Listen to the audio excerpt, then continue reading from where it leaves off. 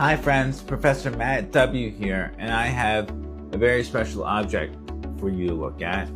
It is a Talmud from Venice, and it's rather small, but it's made out of ivory, and I think it's quite an interesting piece of cultural history. So all this and more in a second. Thanks. So if you notice, the Talmud has the commandments 1, 2, 3, 4, 5, 6, etc., 7, 8, 9 from right to left. That's because we read Hebrew from right to left. Okay? So I'm going to be opening the book up right to left, and I'm going to show you some very interesting features right away. So it says in it that it was made in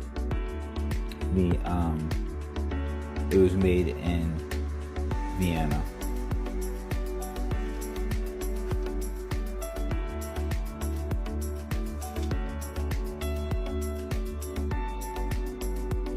And it was printed in Budapest. Okay, so somehow it came from Budapest to Vienna, all the way to Venice. And how could that be? Well, it's because that Jews were moving around Europe during the Middle Ages. They were kicked out of one area and put into another area. One day the Hungarians liked them, the next day they didn't. One day the Austrians liked them, the next day they didn't. Eventually they all started sprouting up in Spain, because Spain had a lot of Islamic speaking peoples, and usually where there were Islamic speaking peoples, you also find Jewish people speaking peoples. Okay, eventually of course there was the Spanish Inquisition. They got rid of most of the Islamic people, and also the Gypsies and the Jews from Spain. But anyway, that's why it went through so many different places. Now, what is interesting about this is it's made out of ivory, so it was very important. So we have ivory on it instead of gold, with a little bit of gold in different areas. And a Jewish congregation might have 100 of these, right? So they would be, just like in a sermon, a Christian sermon, they would have the books in front of them. Synagogue sermons today still have books, Haggadahs and different types of books in front of them, Talmuds, to speak the rituals that you do every Sunday in Christianity, or every Saturday in Judaism, Friday night in Judaism for the Sabbath. So I just want to show you this really important piece of history that I somehow got my hands on, and it's going to eventually be passed down to my kids. And it's always good to be able to handle and feel and touch history. When you go to a stuff in a museum and they tell you, oh, don't touch this or touch that, obviously don't break pieces of artifacts, okay? But I was an objects conservationist. I understand the chemistry that goes beyond this, but at a certain point, we need to touch and feel and not just look at history, because you know what? Our sight can confuse, and it can sway, and it can trick us. So we always should have other sensory modes to feel. When you go up to a big obelisk in Egypt, hug it, feel it, feel how heavy it is, feel how big it is, how the diameter is if you can.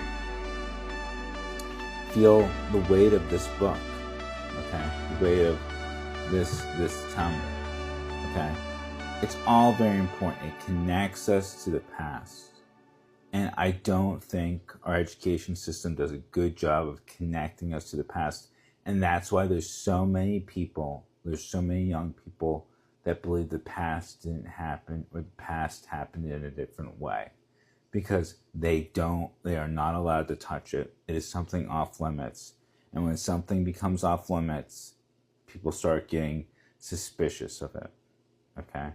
But guess what? So next time you're at a museum, touch the objects. Or if you come by my house, anytime you want, you can touch my artifacts. I have thousands of artifacts. I plan on bringing more artifacts to the school. I have thousands of coins. I can tell you for a fact they were created 500, 600, 1,000, 1,500 years ago. I'll tell you for a fact this was created 500 years ago. And those are all important facts because they're getting lost to history. I don't mean to end this on a somber note. And this has to do with history, not necessarily science, but it's objects conservation, it's archaeology, it's the social sciences. It's why we do what we do, so that we can preserve the past, but also teach about the past. Because without teaching about the past, there is no point in anything. There's no point in the PhD writing his dissertation. There's no point in someone writing an esoteric scholarly article without it having some type of big picture point to it. I think the philosophers after Socrates disagreed with him on that point. Knowledge for knowledge's sake isn't important, but it's even more important knowledge for the sake of our children and showing them history and science and philosophy are all important as well. So until next time, stay curious, my friends, and we'll look at something tomorrow.